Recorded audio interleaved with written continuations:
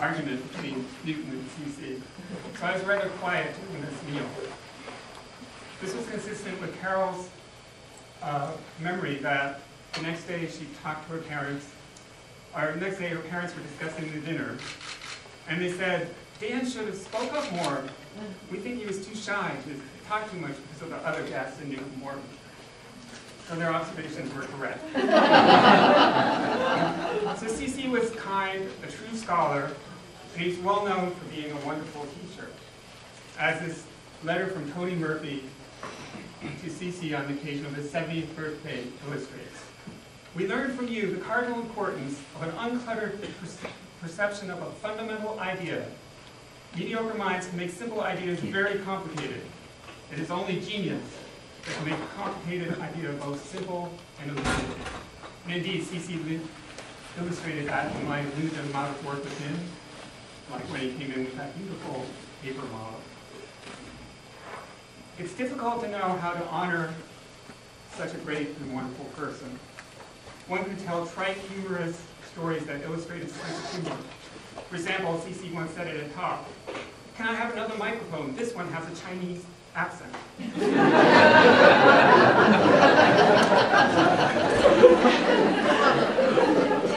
But I think the best way to honor CC might be to repeat to you some portions of his award acceptance speech when he got the Education Award, where he talked about some of his.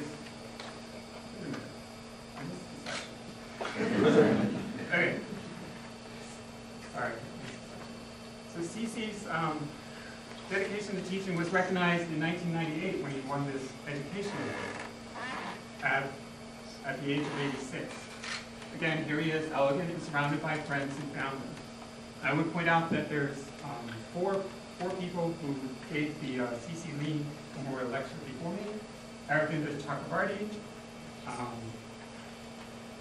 and Newton Morton, Kathy Falk, who's his student, and Dan Shade was also interacted with him as a student. Now, so I think, as I was saying, I think one of the best ways to honor CC, other than telling funny stories, might be to repeat some of the words he used and thoughts he gave in his award acceptance speech when he received this award, where he talked about some of his deepest concerns about the interaction of society and science. These concerns arose out of his personal history, where he stood up and supported scientific truth in the face of official government opposition, and ended up having to abandon everything, escaping China on a long and dangerous voyage to Hong Kong. So here are some of the highlights from his award acceptance speech in 1998. Dialectical materialism is a powerful political philosophy. If actual facts do not coincide with the theory, its proponents modify the facts to fit the theory, not the theory to fit the facts. Facts are simply made to order. Now notice, it's important to note that CC made these statements 3 years before George W. Bush was sworn in as president.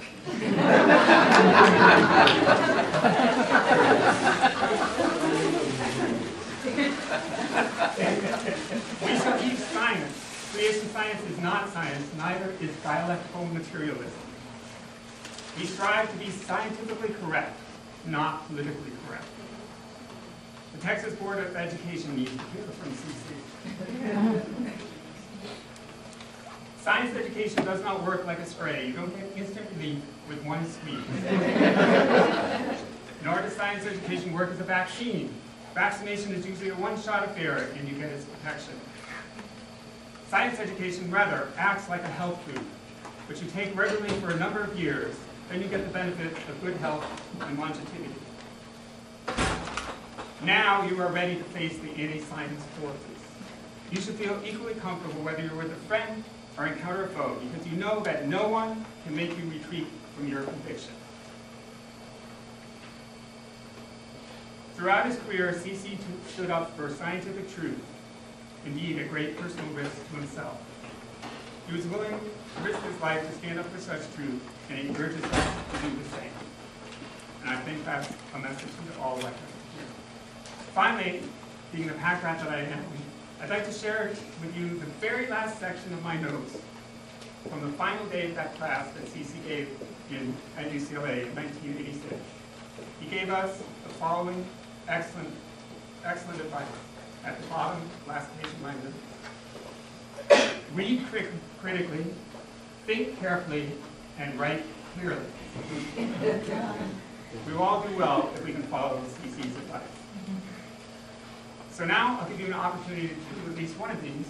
You can think carefully as I talk about a current hot topic in science right now. And the topic is genetic variants in personalized medicine.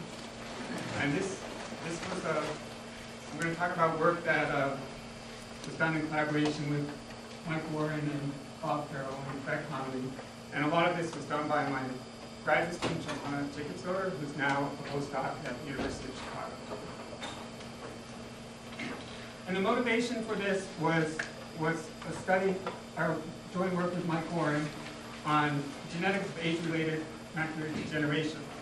And at the time we started this work, there had been several successes in terms of discovering risk genes that influenced risk for this disease. There was a lot of excitement, and on the scale of things, these were genes with relatively large odds ratios that were quickly and widely replicated. At the same time, direct-to-consumer whole genome testing was coming into being. And so a lot of different companies were offering this program. So in the midst of this excitement, we found ourselves writing things like this, where we said, well, we should be able to utilize this information in these genes to identify at-risk individuals and provide a rational basis for future clinical trials to test preventative therapies in high-risk cohorts. Other papers around the same time also echoed this idea of permitting the identification of individuals at high risk for developing DMD. As I mentioned, there were a bunch of different companies starting to offer whole genome genetic tests direct to consumer, where you get your genome scanned, measuring genetic variants throughout the genome, and then they provide a variety of different risk estimates. And these tests have a variety of different pros and cons. So on the pro side, they can increase consumer awareness. They can improve health by motivating lifestyle changes. They can improve science by getting people involved. So Sergey Brin, the Google CEO, had one of these tests done, and it showed that he was at increased risk of Parkinson's disease.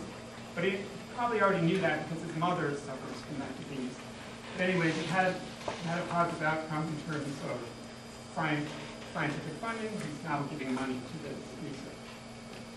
And there's some fun to be had in these things from these tests. You can look at your ancestry, you can compare genomes and things like that.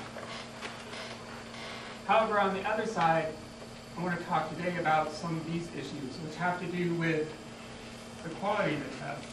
And we know that genotyping is quite accurate, but the interpretation of the genotyping results, the clinical validity, I think at this point in time, as we'll see, is not quite there. And along with the clinical validity, there's issues of how useful this will really motivate long-term and positive lifestyle change. And I believe that there are examples about the potential harm of these tests in creating serious fear among people.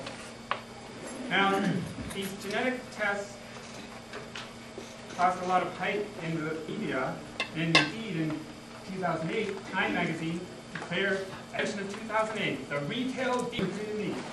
A $400 saliva test that estimates your predisposition for traits and conditions ranging from baldness to blindness. Notice mine is a personalized revolution that will transform. Now, website, they had this image, and I know you can't read the small, but it has a variety of different predictions for the chance of getting mouth cancer, does not have a sweet tooth, average sensitivity to sweaty odors, 85% chance of having brown eyes, but I thought we already knew that. And